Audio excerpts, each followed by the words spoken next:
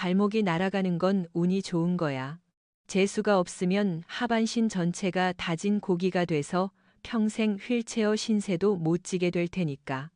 남자의 목소리는 건조했다. 마치 오늘 점심 메뉴를 읊조리는 듯한 그 무미건조한 톤이 오히려 더 소름 끼치게 다가왔다. 영상 시청 전 구독과 좋아요 눌러주시면 바람사연 채널에 큰 힘이 됩니다. 그는 내 눈을 똑바로 쳐다보지도 않았다. 그저 묵묵히 군화끈을 동여매고 전술조끼의 탄창을 확인하고 있을 뿐이었다. 대한민국 육군 707 특수임무단 소속 박도진 상사. 소문으로는 DMZ의 유령 혹은 걷어차인 지뢰도 다시 잠들게 만든다는 폭발물 처리의 귀신이라고 했다. 하지만 지금 내 눈앞에 있는 건 그저 예의 없고 꽉 막힌 전형적인 한국 군인일 뿐이었다. 충고는 고맙지만 박 상사님, 제 브리핑 못 들으셨습니까? 나는 불쾌함을 숨기지 않고 쏘아붙였다. 미 육군 정보국 소속 엘리사 김중령. 웨스트포인트를 수석으로 졸업하고 펜타곤에서 대테러 전략을 짰던 나에게 현장 흙밥이나 먹는 부사관의 훈수는 모욕이나 다름없었다. 나는 손에 든 태블릿 PC를 그의 코앞에 들이밀었다. 최신형 열화상 드론과 지표 투과 레이더로 스캔 완료했습니다. 우리가 갈 루트 A는 안전합니다. 지뢰 반응 제로, 매복 제로. 데이터는 거짓말을 안 해요. 당신의 그 낡은 감이라는 것보다는 훨씬 정확하죠. 도진이 그제야 고개를 들었다. 모자챙 아래로 드러난 그의 눈빛은 짐승의 그것 같았다. 깊고 어두운, 하지만 형형하게 빛나는 눈동자. 오른쪽 눈썹 위를 가로지르는 옅은 흉터가 그가 겪어온 전장의 시간을 대변하고 있었다. 그가 천천히 입을 열었다. 기계는 흙 냄새를 못 맡습니다. 중령님. 뭐라고요? 어제 비가 왔고 오늘 새벽엔 안개가 꼈습니다. 흙이 물을 머금으면 집안이 움직입니다. 60년 전에 묻혀있던 놈들이 빗물을 타고 슬금슬금 기어 올라오죠. 레이더 그건 고정된 놈들만 잡는 겁니다. 떠내려온 유실 지뢰는 신도 모릅니다. 그는 자리에서 일어나며 내 어깨를 툭 치고 지나갔다. 단단한 근육질의 몸이 스칠 때마다 묘한 위압감이 느껴졌다. 쇠 비린내와 화약 냄새, 그리고 묘하게 시원한 멘톨 향이 섞인 냄새가 훅 끼쳐왔다. 죽기 싫으면 내 발자국만 밟고 따라오십시오. 내 등 뒤에서 1미터 이상 떨어지면 그땐 중령님 아버지가 미 합참의장이라도 못 구해줍니다. 이봐요. 박상산의 외침을 무시한 채 그는 앞장서서 숲으로 들어갔다. 오만하기 짝이 없는 남자. 나는 이를 악물고 그의 뒤를 따랐다. 이번 작전은 비공식 연합 훈련이었다. DMZ 인근 비무장지대에 추락한 미군 무인 정찰기의 블랙박스를 회수하는 임무. 단순한 수색 작전이었지만 파트너가 저런 남자라니 시작부터 꼬인 기분이었다. 숲은 예상보다 훨씬 험했다. 사람의 손길이 닿지 않은 원시림은 발을 내디딜 때마다 썩은 낙엽과 진흙이 발목을 잡았다. 하늘은 금방이라도 쏟아질 듯 잿빛 구름으로 뒤덮여 있었고 습도는 숨이 턱턱 막힐 정도로 높았다. 속도가 너무 느립니다. 앞서가던 도진이 멈춰서서 핀잔을 주었다. 장비 탓이에요. 그리고 당신이 너무 빠른 거고 전장에서는 적이 기다려주지 않습니다. 숨소리가 큽니다. 호흡 조절하십시오. 그는 얄미울 정도로 침착했다. 땀 한 방울 흘리지 않고 숲을 헤치고 나가는 그의 뒷모습은 마치 산짐승 같았다. 나는 자존심이 상했다.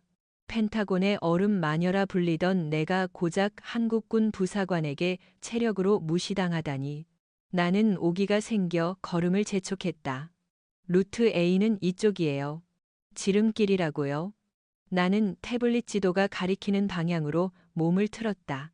도진이 선택한 우회로보다 20분은 단축할 수 있는 길이었다. 거긴 안 됩니다. 돌아오십시오. 도진의 목소리가 처음으로 다급하게 들렸다. 데이터상으론 안전하다니까요. 언제까지 그놈의 감타령만 할 겁니까? 내가 대장이에요. 내 명령 따르세요. 나는 그의 경고를 무시하고 수풀이 우거진 평지로 발을 내디뎠다. 바닥은 평평했고 걷기에도 훨씬 편해 보였다. 내가 옳았다는 것을 증명하고 싶었다. 저 오만한 남자의 콧대를 꺾어주고 싶었다. 그때였다. 딸각. 아주 미세한 소리였다. 나뭇가지가 부러지는 소리 같기도 했고 볼펜심을 누르는 소리 같기도 했다. 하지만 발바닥을 통해 전해지는 그 이질적인 감각은 뇌수를 타고 척추를 얼어붙게 만들었다. 무언가 딱딱한 금속성의 물체가 내 군화 밑창에 닿아 눌려졌다. 그리고 다시 튀어오르지 않았다. 본능적인 공포가 온몸을 휘감았다. 나는 얼어붙은 채 한 발자국도 움직일 수 없었다. 심장이 미친 듯이 뛰기 시작했다. 박 상사. 내 목소리는 쥐어짜는 듯 떨리고 있었다. 등 뒤에서 거친 숨소리와 함께 도진이 바람처럼 달려왔다. 그는 내 상태를 확인하자마자 얼굴이 사색이 되어 소리쳤다. 움직이지 마, 숨도 크게 쉬지 마. 그는 내 발밑을 뚫어지게 쳐다보았다. 수북하게 쌓인 낙엽 아래 살짝 드러난 녹슨 금속의 표면. M16 대인 지뢰. 일명 도약 지뢰. 발을 떼는 뇌관이 작동해 공중으로 튀어올라 터지는 반경 30똠 내의 모든 생명체를 갈기갈기 찢어발기는 악마의 무기였다. 미치겠네. 진짜. 내 입에서 헛웃음이 새어나왔다. 다리가 후들거렸다. 방금 전까지 데이터니 레이더니 떠들던 내 자신이 혐오스러울 정도로 한심하게 느껴졌다. 죽음이 발밑에 있었다. 발을 떼면 죽는다. 그렇다고 평생 이러고 서 있을 수도 없다. 어떻게? 나 어떻게? 박상사. 나는 울먹이며 그를 바라보았다. 오만했던 엘리트 장교의 모습은 온데간데 없고 죽음 앞에 겁에 질린 한 여자만이 서 있을 뿐이었다. 도진은 천천히 무릎을 꿇었다. 그는 내 군화 주변의 흙을 조심스럽게 파내기 시작했다. 그의 이마에서 굵은 땀방울이 떨어져 내 군화 위로 톡 하고 떨어졌다. 잘 들어. 엘리사 중령. 지금부터 내 말 토시 하나 틀리지 말고 따라야 해. 살고 싶으면. 그는 고개를 들어 나를 올려다보았다. 아래에서 위로 향하는 그의 시선은 강렬했다. 그 눈빛에는 공포 따위는 없었다. 오직 나를 살리겠다는 집념만이 이글거리고 있었다. 이건 M16이야. 발을 떼면 5초 안에 튀어올라서 당신 허리 높이에서 터져. 당신만 죽는 게 아니라 옆에 있는 나까지 같이 죽어. 알아? 나도 이론은 안다고 해체할 수 있어. 할 수 있지. 뇌관이 너무 낡았어.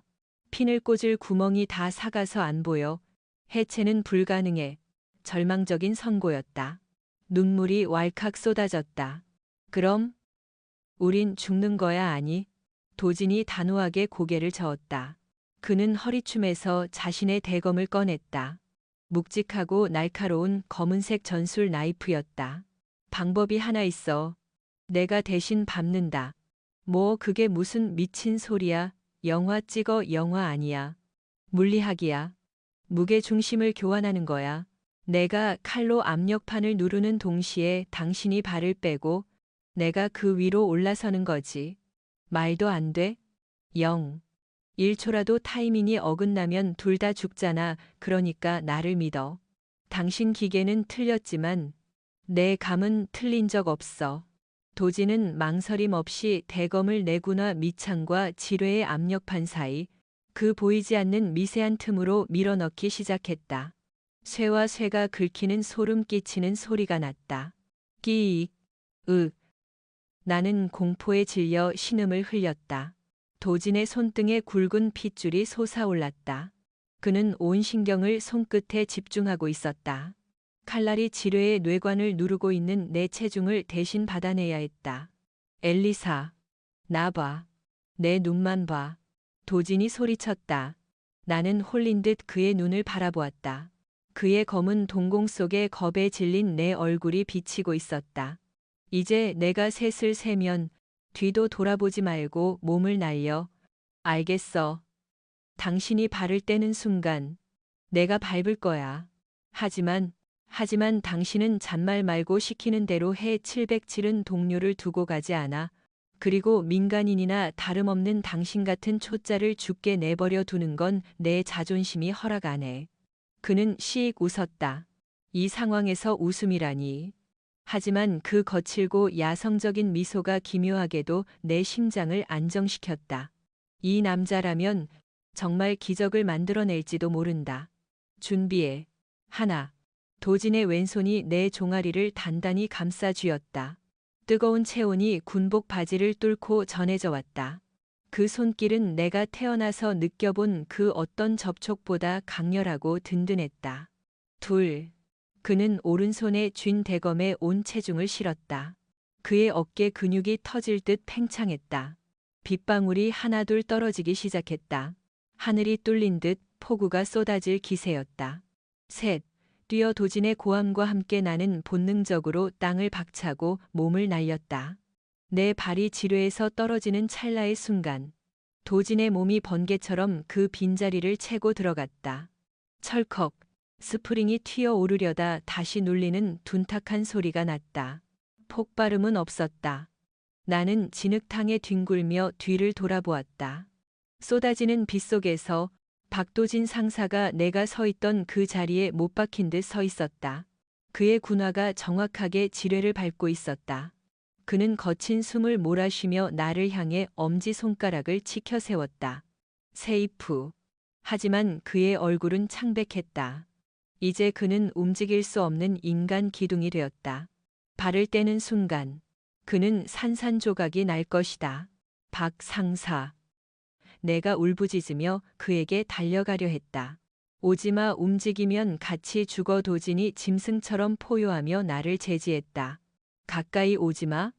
이제부터가 진짜 시작이니까. 젠장. 비까지 오네. 하늘이 무너질 듯 굵은 장대비가 쏟아져 내리기 시작했다. 고립된 숲. 통신이 터지지 않는 난청 지역. 그리고 지뢰 위에 선 남자와 그를 두고 떠날 수 없는 여자. 우리의 지옥 같은. 하지만 가장 뜨거운 사랑은 바로 이 지뢰밭 위에서 시작되고 있었다. 다음 편에 계속됩니다. 네. 요청하신 대로 2부부터 15부까지 박도진 상사와 엘리사 중령의 숨막히는 DMZ 생존 로맨스를 한국어로 집필하겠습니다. 각 파트는 앞선 이야기와 유기적으로 연결되며 긴장감 넘치는 전개와 감정선을 극대화하여 작성했습니다. 빗줄기가 점점 굵어졌다. 내 눈앞에는 한 남자가 서 있었다. 아니, 정확히 말하면 그는 내 죽음을 대신 밟고 서 있었다. 박도진 상사. 그의 군화 밑창 아래에는 언제 터질지 모르는 M16 도약 지뢰가 숨죽이고 있었다. 박 상사. 당신 지금 제정신이야? 나는 진흙탕에 주저앉은 채 덜덜 떨리는 목소리로 물었다. 도진은 대답 대신 거칠게 숨을 몰아쉬었다. 그의 이마에 맺힌 것이 빗물인지 식은땀인지 구분이 가지 않았다. 움직이지 마십시오. 집안이 약합니다. 당신이 움직여서 흙이 밀리면 내 발밑의 압력판도 영향을 받습니다. 그의 목소리는 낮았지만 그 안에 담긴 긴장감은 팽팽한 활시위 같았다. 나는 그제야 상황 파악이 되었다. 그는 지금 인간 기둥이 되어 있는 것이다. 아주 미세한 무게 중심의 이동만으로도 뇌관은 격발될 수 있었다. 왜 그랬어? 도대체 왜? 우린 오늘 처음 본 사이잖아. 당신이 나를 위해 목숨을 걸 이유가 없다고. 나의 절규에 도지는 피식 웃었다. 그 상황에서도 웃음이 나오다니. 정말 미친 남자가 분명했다. 이유 같은 건 없습니다. 내 눈앞에서 사람이 죽는 꼴을 보기 싫었을 뿐입니다. 그리고 미군 장교가 내 구역에서 죽으면 심할 써쓰기 귀찮거든요. 농담이었다. 그것도 아주 질 나쁜 농담. 하지만 그 농담 덕분에 나는 과호흡이 오려던 것을 간신히 참을 수 있었다. 그는 천천히, 아주 천천히 자신의 대검을 다시 허리춤에 꽂으려 했다. 하지만 이미 근육이 경직된 탓인지 손끝이 미세하게 떨리고 있었다. 무전기 어딨어? 나는 허둥지둥 내 전술 조끼를 뒤졌다. 하지만 텅 비어 있었다. 아까 몸을 날릴 때 어딘가로 튕겨나간 게 분명했다. 제 것을 쓰십시오. 오른쪽 어깨 주머니에 있습니다. 나는 조심스럽게 마치 살얼음판을 걷듯 그에게 다가갔다. 그의 몸에 손을 대는 것조차 두려웠다. 내 손이 닿는 충격으로 그가 균형을 잃을까봐 나는 떨리는 손으로 그의 어깨 주머니에서 무전기를 꺼냈다. 메이데이, 메이데이. 여기는 알파팀. 지뢰 사고 발생. 반복한다. 지뢰 사고 발생. 위치는 치지직 돌아오는 것은 빗소리에 섞인 거친 잡음뿐이었다. 젠장 왜 안 되는 거야 폭우 때문입니다. 그리고 이 지역은 원래 산맥에 가로막혀 통신이 불안정합니다.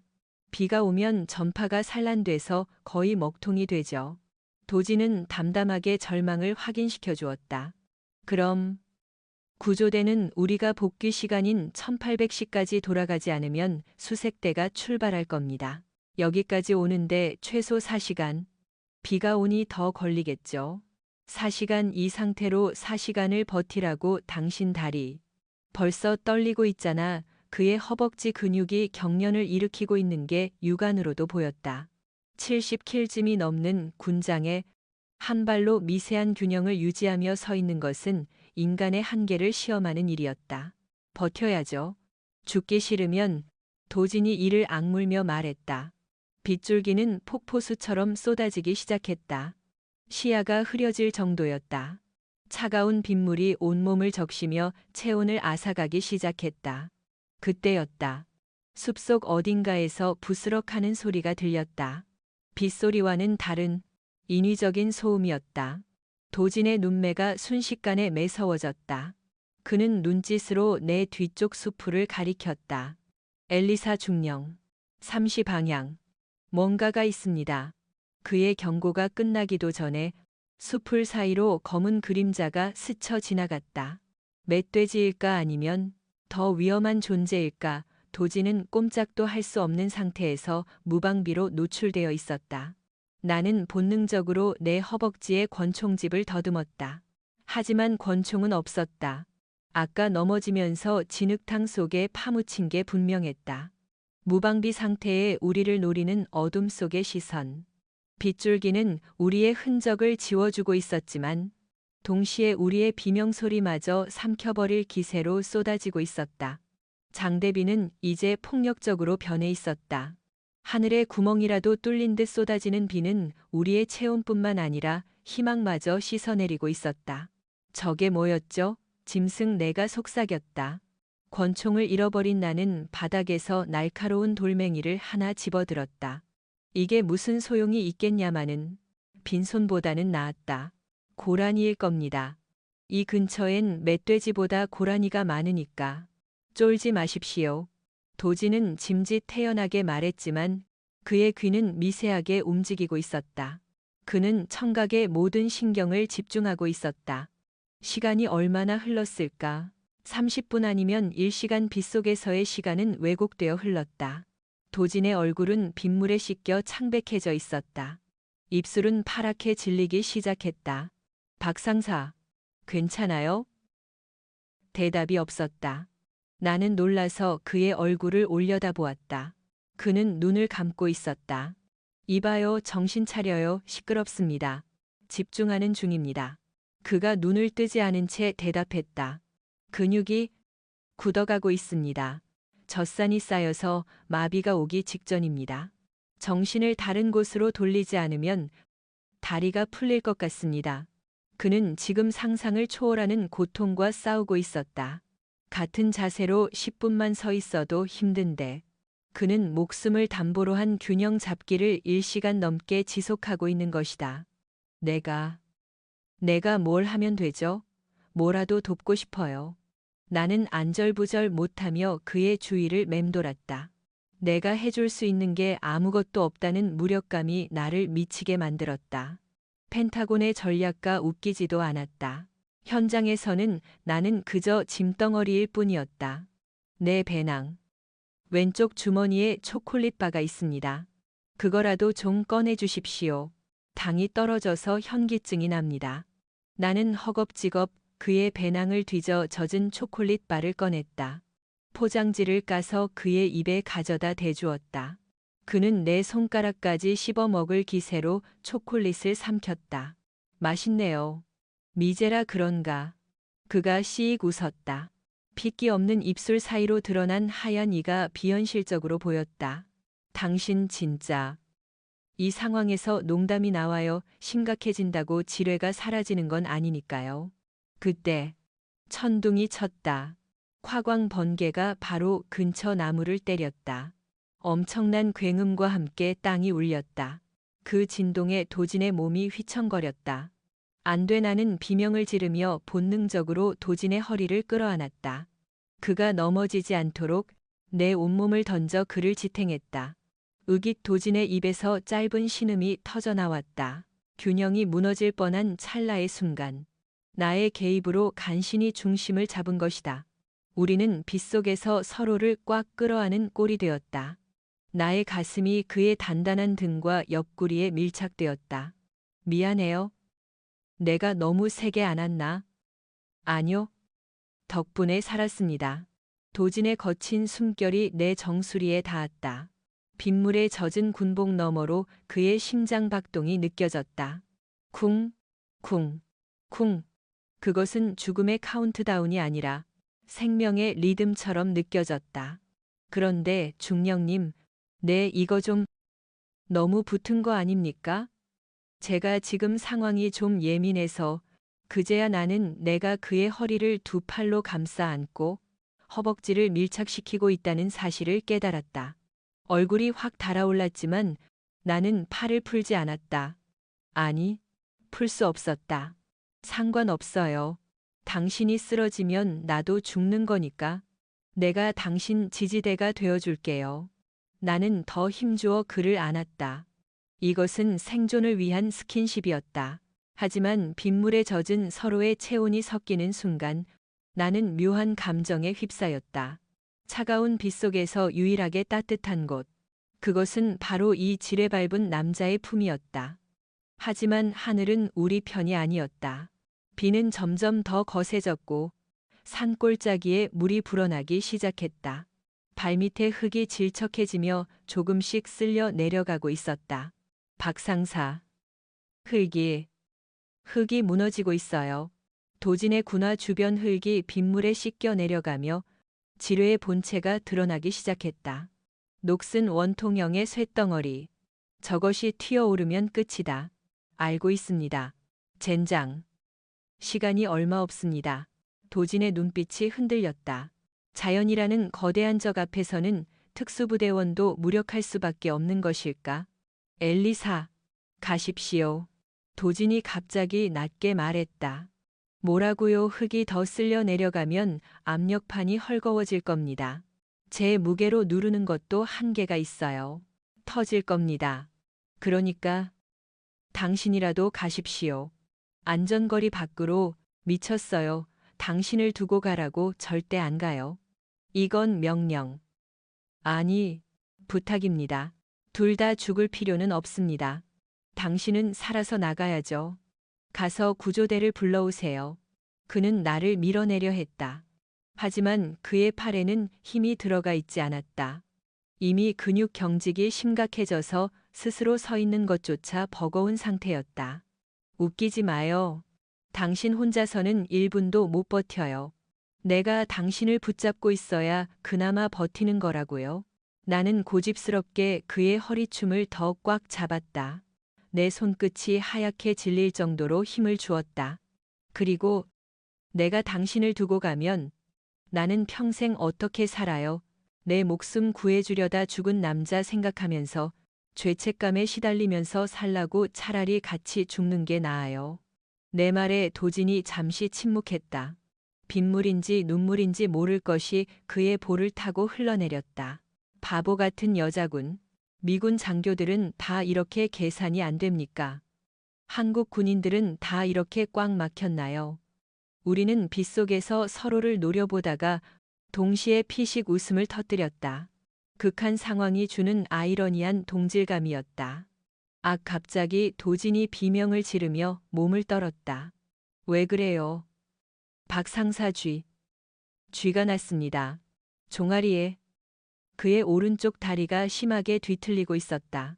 한 자세로 너무 오래 버틴 탓에 근육이 비명을 지르기 시작한 것이다. 다리에 쥐가 나면 본능적으로 움직이게 된다. 하지만 지금 움직이면 죽음이다. 힘 빼요. 내가 잡고 있을 테니까 힘 빼. 나는 재빨리 내 한쪽 다리를 그의 다리 사이에 끼워 넣어 고정시켰다. 그리고 손으로 그의 딱딱하게 굳은 종아리 근육을 주무르기 시작했다. 으윽. 도지는 고통을 참느라 입술을 깨물었다. 피가 배어 나왔다. 나는 미친 듯이 그의 다리를 마사지했다. 제발, 제발 풀려라. 제발. 나는 주문을 외우듯 중얼거렸다. 비에 젖은 그의 군복 바지 위로 내 손의 열기가 전해지길 간절히 바랐다. 괜찮습니다.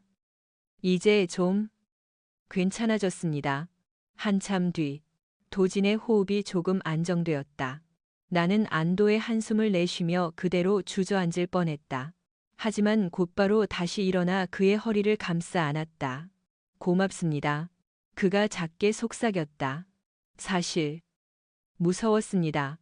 혼자 죽는다는 게, 지뢰를 밟고 혼자 남겨진다는 게 어떤 기분인지 아니까요? 3년 전 작전 중에 제 후임이 지뢰를 밟았습니다. 그때 저는 아무것도 못했습니다. 그냥 그 녀석이 팀장님, 가십시오 라고 말하는 걸 듣고 뒤돌아서 뛰어야 했습니다. 그리고 뒤에서 쾅 하는 소리가 들렸죠. 그의 목소리가 떨리고 있었다. 평소의 냉철한 모습 뒤에 숨겨진 깊은 트라우마. 그가 왜 나를 구하기 위해 자신의 목숨을 던졌는지 이제야 이해가 되었다. 그는 과거의 죄책감을 씻기 위해 이번에는 도망치지 않기로 결심한 것이다. 미안해요. 그런 일이 있었는지 몰랐어요. 나는 그의 등을 쓰다듬었다. 강철 같던 그의 등이 미세하게 떨리고 있었다. 당신은 도망친 게 아니에요. 살아야 했으니까 산 거죠.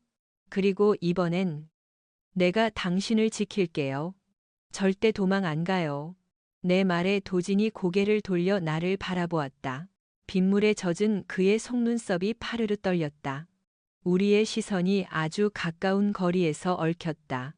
그의 거친 숨결이 내 입술에 닿을 듯했다. 그 순간 숲속에서 무언가가 번쩍였다. 번개가 아니었다. 그것은 인공적인 불빛이었다. 빛이에요. 구조대인가 봐요. 나는 흥분해서 소리치려 했다. 하지만 도진의 손이 순식간에 내 입을 틀어막았다. 읍쉿. 조용히. 구조대가 아닙니다. 도진의 목소리가 얼음장처럼 차가워졌다. 구조대라면 소리를 내면서 접근했을 겁니다. 저렇게 은밀하게 불빛만 깜빡이지 않아요. 그리고 저 불빛의 패턴. 아군 신호가 아닙니다. 그는 턱으로 불빛이 보인 방향을 가리켰다. 불빛은 규칙적으로 깜빡이다가 사라지기를 반복했다. 그럼 적군 북한군 정찰조일 수도 있고 아니면 무장 탈영병일 수도 있습니다. 뭐가 됐든 우리에겐 최악입니다. 우리는 지금 움직이는 표적판이나 다름없으니까요. 상황은 절망적이었다. 움직이면 지뢰가 터지고 가만히 있으면 적에게 발각된다. 게다가 날은 점점 어두워지고 있었다. 밤이 되면 기온은 급격히 떨어질 것이다. 추워요. 비에 젖은 몸이 식어가며 오한이 들기 시작했다. 이가 딱딱 부딪혔다. 저체온증의 전조 증상이었다. 도진 역시 입술이 보라색으로 변해 있었다. 붙으십시오. 최대한. 도진이 명령했다. 내 체온을 나눠야 합니다. 따로 떨어져 있으면 둘 다 얼어 죽습니다. 내 등 뒤로 와서 내 패딩 안으로 손을 넣고 나를 끌어안으십시오. 망설일 시간이 없었다. 나는 그의 등 뒤로 가서 그를 백허그 자세로 안았다. 그리고 내 차가운 손을 그의 전술 조끼 안쪽, 겨드랑이 사이로 밀어 넣었다. 차갑죠? 미안해요. 아닙니다. 시원하네요. 거짓말. 그의 몸도 불덩이처럼 뜨거웠다가 차가웠다가를 반복하고 있었다. 하지만 그의 겨드랑이와 등에서 전해지는 체온은 놀라울 정도로 따뜻했다. 인간 난로. 생명을 태워서 내는 열기였다. 당신 심장 소리가 너무 크게 들려요. 내 귀가 그의 등판에 닿아 있었다. 쿵, 쿵, 쿵. 긴장해서 그렇습니다. 미녀가 뒤에서 안고 있으니까. 그는 또 농담을 했다. 하지만 나는 그 농담 속에 숨겨진 그의 배려를 알았다. 내가 겁먹지 않게 하려는 필사적인 노력. 밤이 깊어지자 빗줄기는 가늘어졌지만 대신 뼈를 깎는 추위가 몰려왔다. DMZ의 밤은 잔인했다. 우리는 서로를 생명줄처럼 꽉 끌어안은 채 어둠 속에 서 있었다. 엘리사. 네. 도진. 처음으로 그가 내 이름을 불렀고 나도 그의 이름을 불렀다. 계급장 따위는 빗물에 씻겨 내려간 지 오래였다. 졸면 안 됩니다. 자면 죽습니다. 계속 말을 걸어주세요. 아무 이야기나 좋습니다. 저는 첼로를 켜요. 어릴 때부터 배웠어요. 나중에 여기서 나가면 당신한테 연주 들려줄게요. 첼로라. 안 어울리네요. 저는 트로트 좋아합니다. 부첫. 트로트요 진짜 깬다. 우리는 킬킬거렸다. 죽음 위에서 나누는 잡담. 그것이 이렇게 달콤할 줄은 몰랐다. 나는 그의 등 냄새를 맡았다. 흙냄새, 빗물 냄새, 그리고 남자의 땀 냄새. 예전 같았으면 질색했을 그 냄새가 지금은 세상에서 가장 안심되는 향기였다. 그때 발자국 소리가 들렸다. 이번엔 확실했다. 군화가 진흙을 밟는 소리. 저벅, 저벅, 하나가 아니었다. 둘, 아니 셋. 도진의 몸이 돌처럼 굳었다. 왔군요. 그가 속삭였다. 어둠 속에서 누군가가 우리 쪽으로 다가오고 있었다. 도진은 고개조차 돌릴 수 없었다. 나는 그의 등 뒤에 숨어 고개만 살짝 내밀어 소리가 나는 쪽을 응시했다. 어둠 속이라 형체는 보이지 않았지만 수풀이 흔들리는 소리는 점점 가까워지고 있었다. 놈들이 몇 명입니까? 도진이 입모양으로 물었다. 나는 숨을 죽이고 눈을 가늘게 떴다. 희미한 달빛에 비친 실루엣. 3명. 무장은 AK 소총 같아요. AK 소총. 북한군이다. DMZ 수색대 아니면 침투조. 어느 쪽이든 우리를 발견하면 즉시 사살하거나 생포하려 들 것이다. 미군 장교와 한국군 특수부대원. 그들에게는 최고의 전리품이었다.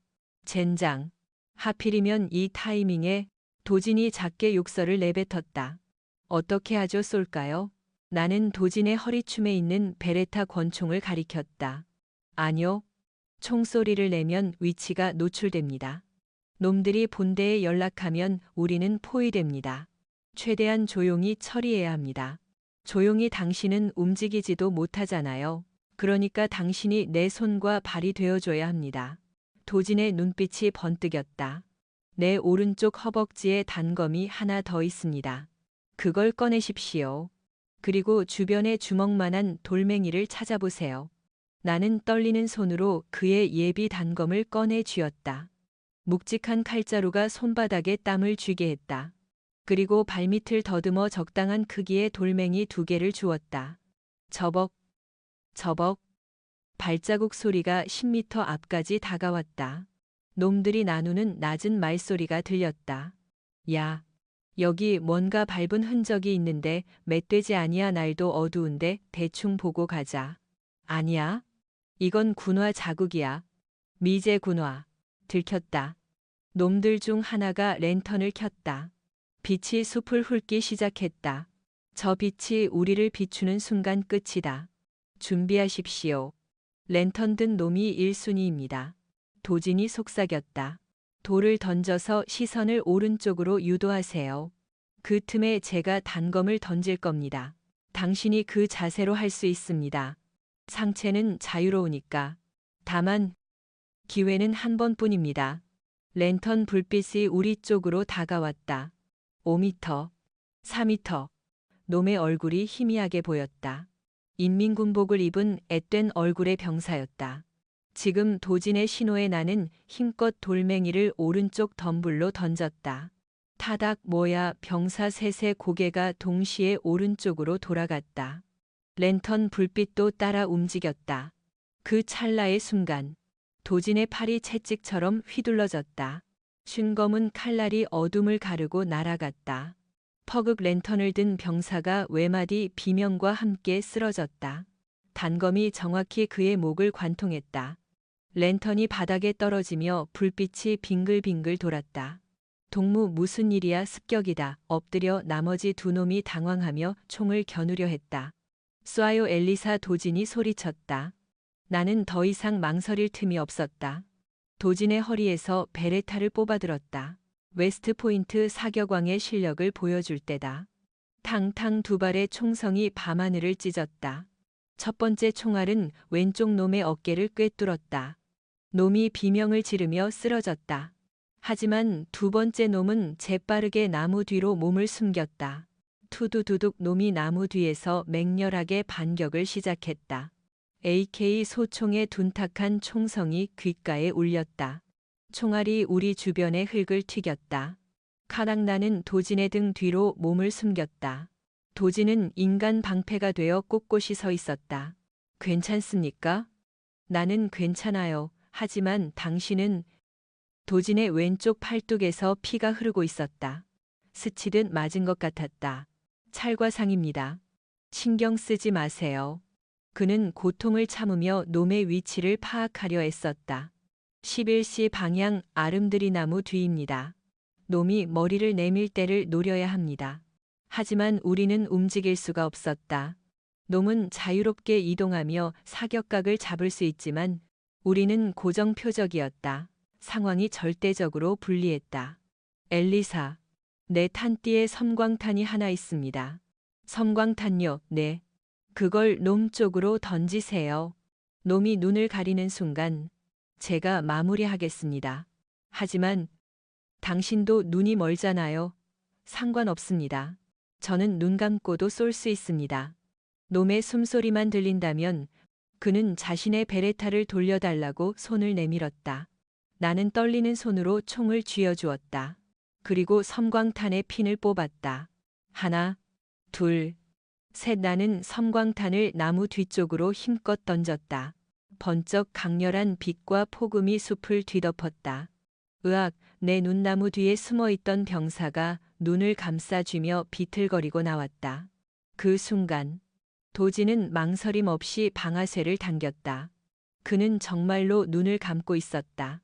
오직 소리에만 의존한 사격. 탕단 한 발, 병사의 가슴에 붉은 꽃이 피어올랐다.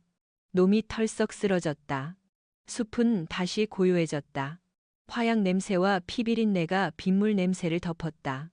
해냈어. 우리가 해냈어요. 나는 다리에 힘이 풀려 도진의 등에 얼굴을 묻었다. 아직 끝난 게 아닙니다. 도진의 목소리가 심상치 않았다. 왜요? 다 처리했잖아요. 지뢰. 그의 목소리가 가늘게 떨렸다. 총격 전 충격으로 집안이 무너졌습니다. 압력판이 한 개입니다. 그의 발밑을 내려다보니 흙이 완전히 쓸려나가 지뢰가 덜그럭거리고 있었다.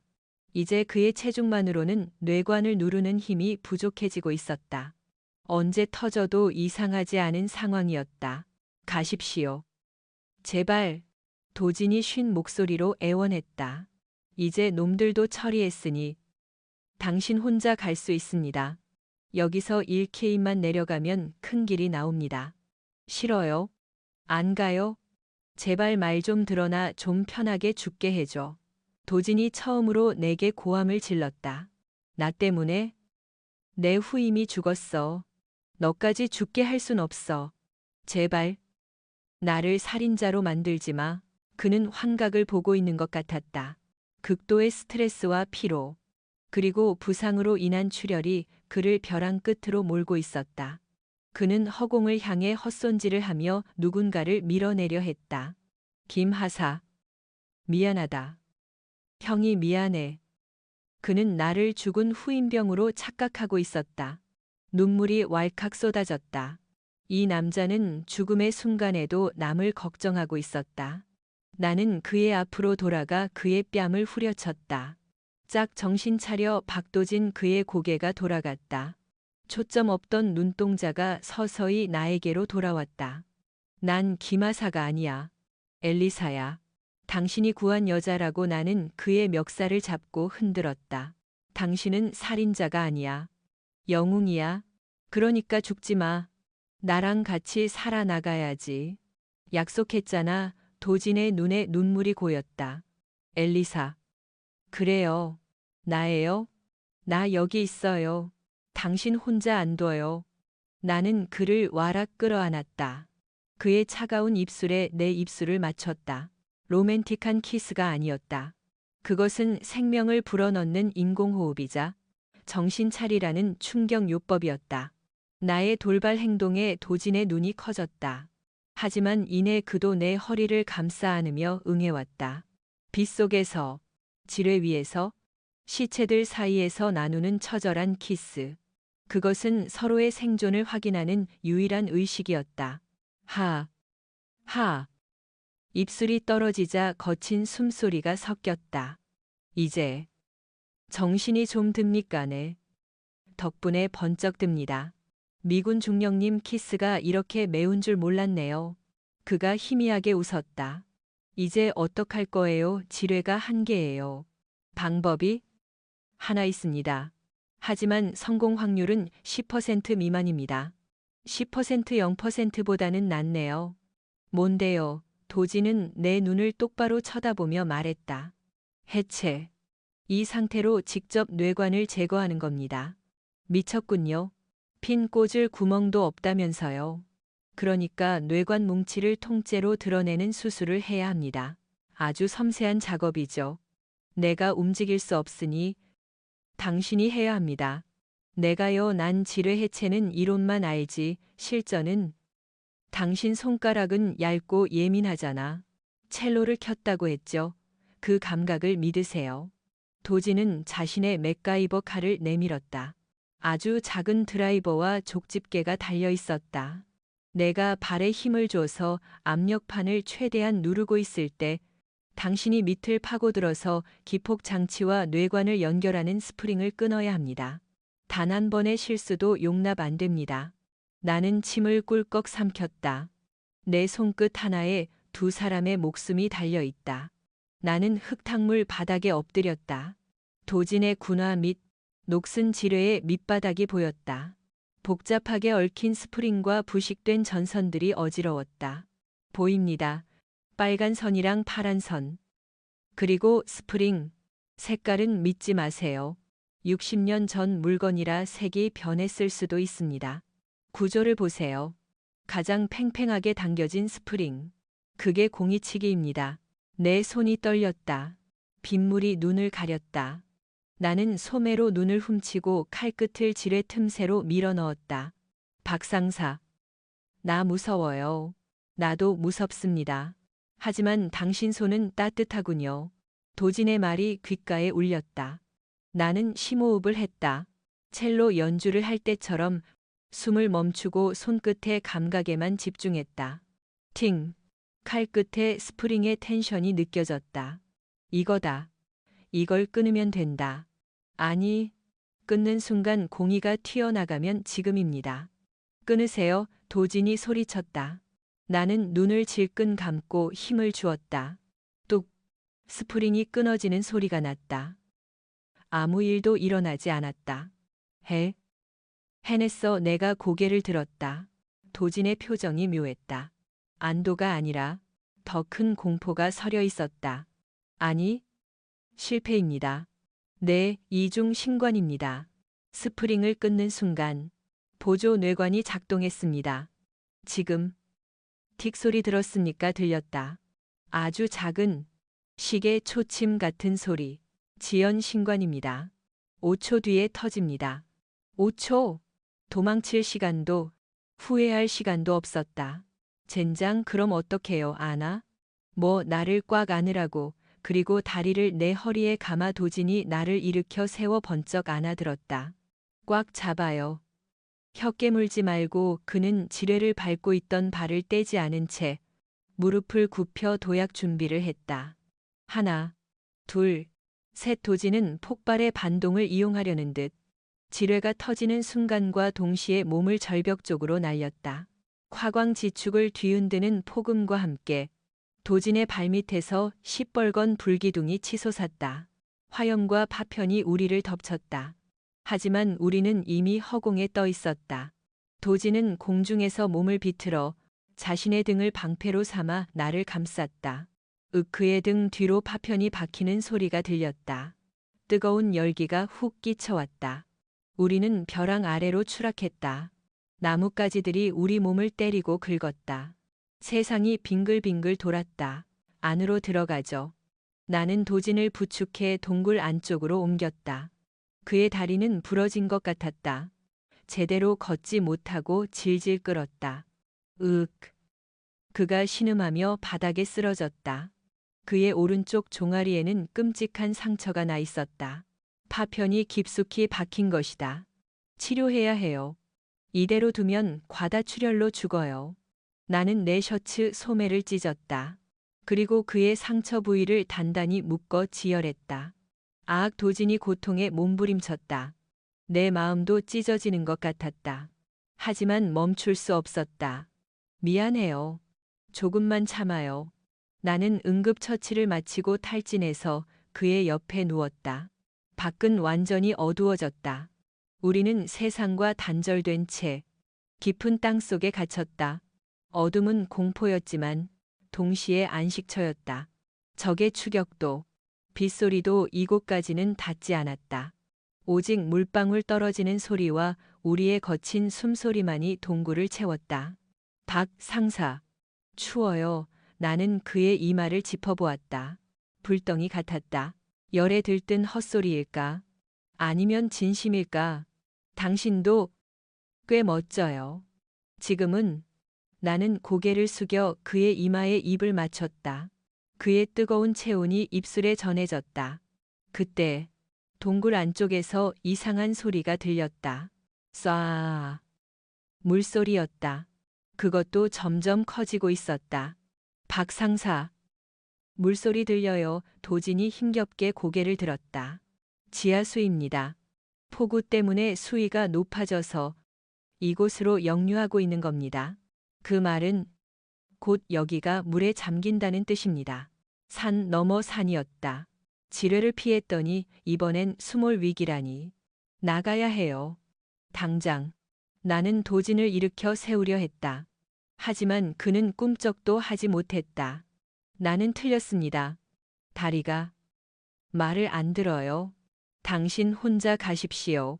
또 그 소리 지겨워 죽겠네. 같이 간다고 했잖아요. 나는 이를 악물고 그를 내 등에 업었다. 나보다 20킬릭은 더 나가는 거구였지만 초인적인 힘이 솟아났다. 꽉 잡아요. 떨어지면 진짜 두고 갈 거니까. 나는 비틀거리며 물이 차오르는 동굴 안쪽이 아닌 위쪽으로 향하는 좁은 통로를 향해 기어오르기 시작했다. 통로는 좁고 가팔랐다. 등 뒤에 엎인 도진의 무게가 천근만근이었다.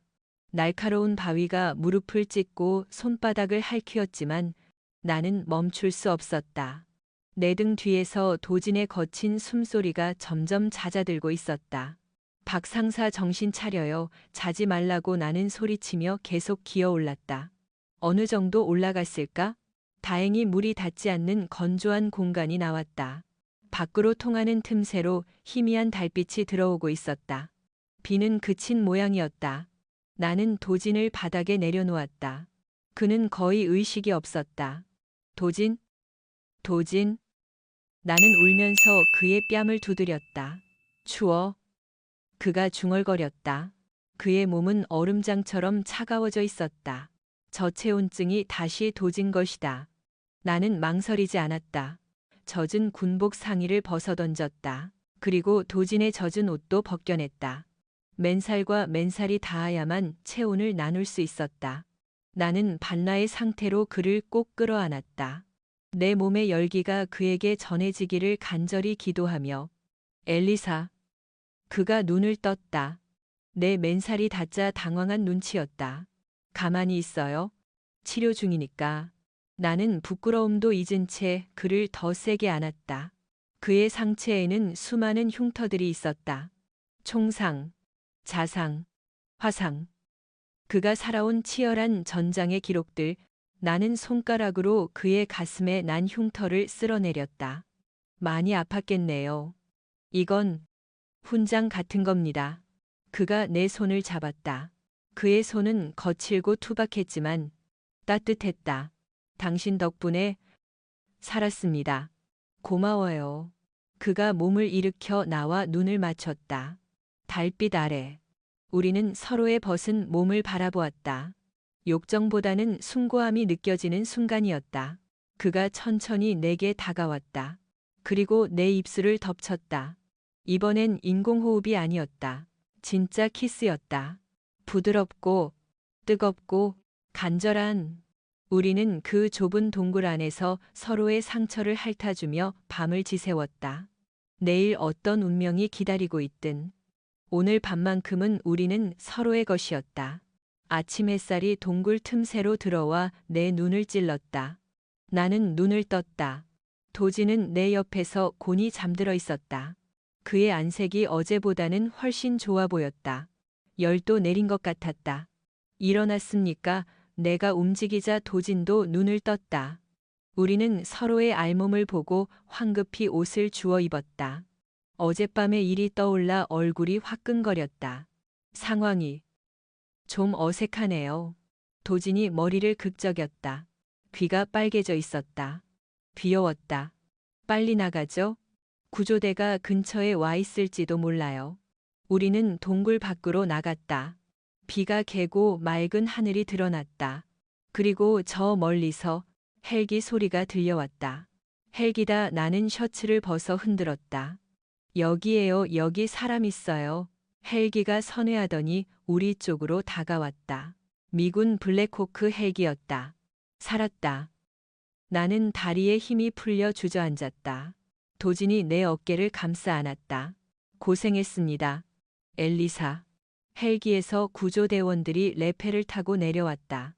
그들은 우리를 향해 달려왔다. 엘리사 중령님 무사하십니까?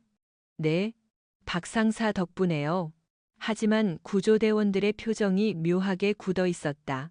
그들은 도진을 향해 총구를 겨누지는 않았지만 경계하는 눈빛이 역력했다. 박도진 상사님, 상부의 명령입니다. 무장 해제하고 동행해 주시죠. 뭐라고요? 이 사람은 생명의 은인이에요. 내가 항의했지만 소용없었다. 보안상의 이유입니다. 한국군 사령부와 협의된 사항입니다. 도진은 씁쓸하게 웃으며 손을 들었다. 괜찮습니다. 절차니까요. 그들은 도진을 거칠게 헬기에 태웠다. 나와는 다른 헬기였다. 안 돼, 같이 가게 해줘요. 나는 울부짖었지만 미군 병사들이 나를 막아섰다. 중령님은 본국으로 즉시 후송될 예정입니다. 명령입니다. 그렇게 우리는 구조되자마자 잔인하게 찢어졌다. 그가 탄 헬기가 멀어지는 것을 보며 나는 하염없이 눈물을 흘렸다. 나는 서울의 미군 병원으로 후송되었다. 검사 결과 가벼운 타박상과 탈수 증세 외에는 이상이 없었다. 하지만 마음의 병은 깊었다.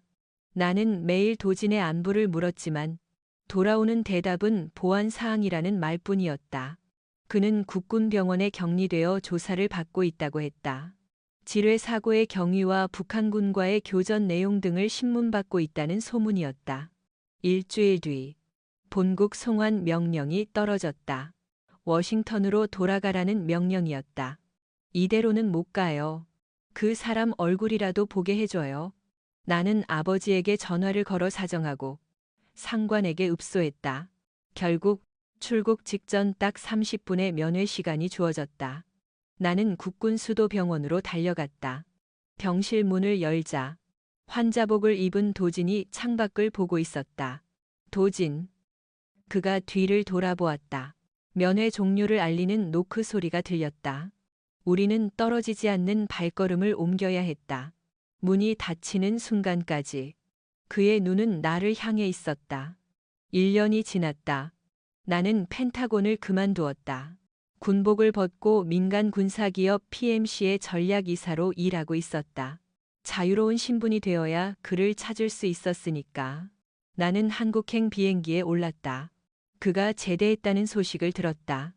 그는 강원도의 한 작은 도시에서 목공소를 하며 조용히 살고 있다고 했다. 나는 내비게이션을 따라 구불구불한 산길을 운전했다. 익숙한 풍경이었다. 그날의 DMZ와 닮은 숲, 도진 목공소, 투박한 나무 간판이 보였다. 차에서 내리자 톱밥 냄새와 나무 향기가 났다. 작업장 안에서 누군가가 대패질을 하고 있었다. 흰 티셔츠에 청바지, 그리고 걷어올린 소매 아래로 드러난 탄탄한 팔근육. 저기요. 주문 제작되나요? 내가 말을 걸었다. 남자가 고개를 들었다. 도진이었다. 1년 전보다 더 건강해 보였다. 그는 나를 보고 잠시 멍하니 있다가 피식 웃었다. 어떤 물건을 원하십니까? 튼튼한 거 아니면 예쁜 거음. 지뢰 위에서도 끄떡없는 튼튼한 의자요. 둘이 앉을 수 있는. 그가 대패를 내려놓고 내게 다가왔다. 그는 다리를 조금 절고 있었지만 걸음걸이는 당당했다. 비싼데 감당할 수 있겠습니까? 돈은 많아요. 아니면 몸으로 때워도 되고요. 나는 그에게 달려가 안겼다. 그가 나를 번쩍 들어올려 작업대 위에 앉혔다. 보고 싶었습니다. 엘리사. 나도요. 죽도록 보고 싶었어요. 이번엔 내가 지뢰 밟을 차례인가? 그가 직계게 물었다. 아니요.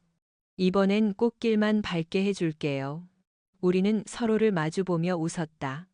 1년 전, 죽음의 문턱에서 시작된 우리의 사랑은 이제 평화로운 일상 속에서 다시 피어나고 있었다. 그의 입술이 내 입술에 닿았다. 나무 향기와 사랑의 향기가 작업장을 가득 채웠다. 우리의 전쟁은 끝났다. 그리고 우리의 진짜 이야기는 이제부터 시작이었다. 끝. 여러분의 가슴을 뜨겁게 적신 박도진 상사와 엘리사 중령의 이야기. 그 빗속의 사투는 끝이 났지만 그들이 우리에게 남긴 긴 여운은 이제부터가 시작인 것 같습니다. 죽음의 문턱. 그 차가운 지뢰밭 위에서 피어난 이 사랑 이야기는 단순한 로맨스를 넘어 우리가 인생을 어떻게 살아가야 하는지에 대한 깊은 울림을 줍니다.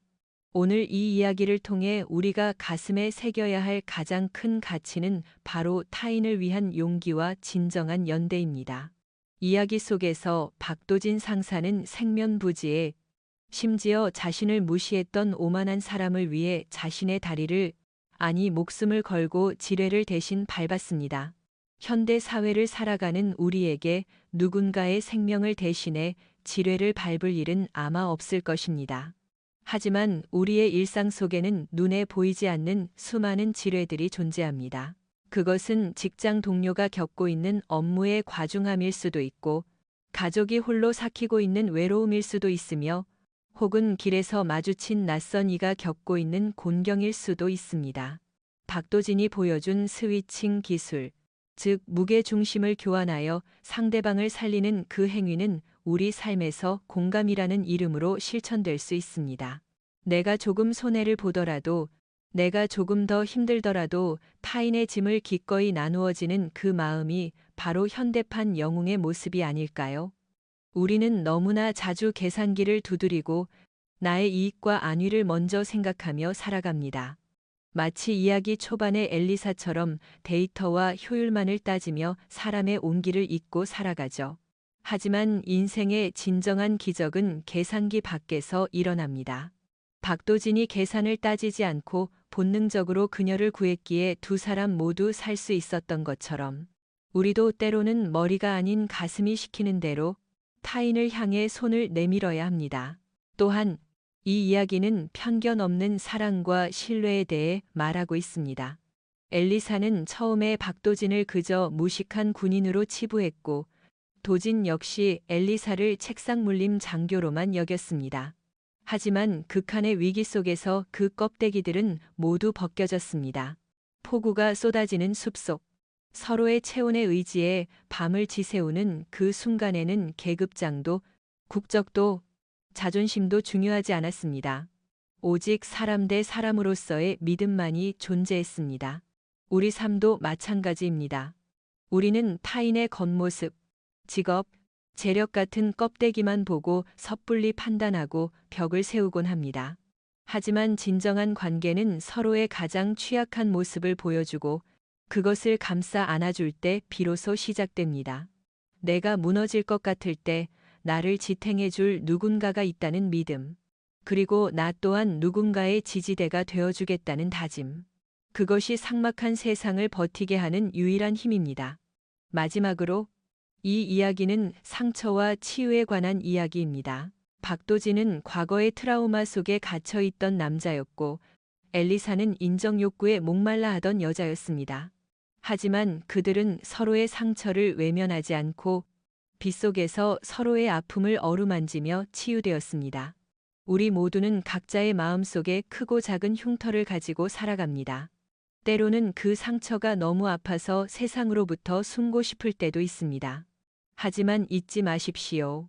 패갱도라는 깊은 어둠 속에서도 서로를 포기하지 않았던 그들처럼 어떤 절망적인 상황에서도 희망의 끈을 놓지 않는다면 반드시 구조의 헬기 소리는 들려옵니다. 당신의 상처는 당신이 약하다는 증거가 아니라 당신이 치열하게 살아남았다는 훈장입니다. 오늘 하루 주변을 한번 둘러보시길 바랍니다. 혹시 빗속에 홀로 서서 떨고 있는 누군가가 있지는 않나요? 아니면 여러분 자신이 지뢰를 밟은 것처럼 꼼짝달싹 못하는 두려움에 갇혀 있지는 않나요? 그렇다면 용기를 내어 손을 내밀거나 도움을 청하십시오. 움직이면 같이 죽어가 아니라 함께 움직이면 같이 산다는 마음으로 말입니다. 여러분의 따뜻한 말 한마디, 작은 배려가 누군가에게는 생명을 구하는 스위칭이 될 수 있습니다. 우리 삶이라는 거친 전장에서 여러분 모두가 서로에게 박도진이자 엘리사가 되어주기를 진심으로 바랍니다. 사랑하고 연대하고 끝까지 살아남으십시오. 당신의 삶은 그 자체로 한 편의 아름다운 드라마입니다.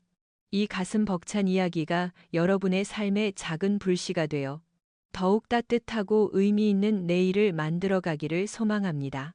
오늘 들려드린 이야기와 저의 작은 메시지가 여러분의 마음에 닿았다면, 그리고 앞으로도 더 많은 감동과 삶의 지혜를 함께 나누고 싶으시다면 지금 바로 구독과 좋아요 버튼을 눌러주세요. 여러분의 작은 관심이 더 좋은 콘텐츠를 만드는 가장 큰 힘이 됩니다. 또한 여러분이 인생에서 겪었던 가장 힘들었던 순간, 누군가의 도움으로 위기를 극복했던 경험이 있다면 댓글로 함께 나누어 주세요. 여러분의 이야기가 또 다른 누군가에게는 큰 위로가 될 것입니다. 알림 설정까지 해주신다면 다음에도 놓치지 않고 가슴 뛰는 이야기로 여러분을 찾아뵙겠습니다. 본 영상에서 다룬 이야기는 작가의 상상력에 기반한 창작물 픽션이며 실제 인물, 지명, 사건과는 무관함을 밝혀드립니다. 이 콘텐츠는 오직 시청자 여러분에게 즐거움과 삶의 교훈을 전달하기 위한 교육 및 엔터테인먼트 목적으로 제작되었습니다. 영상 속의 군사적 상황이나 의학적 조치는 극적 긴장감을 위해 각색되었으므로 실제와 다를 수 있으며 전문적인 지침으로 받아들여서는 안 됩니다. 모든 안전수칙과 법률은 현실의 전문가와 기관의 지침을 따르시기를 권장합니다. 시청해 주셔서 감사합니다.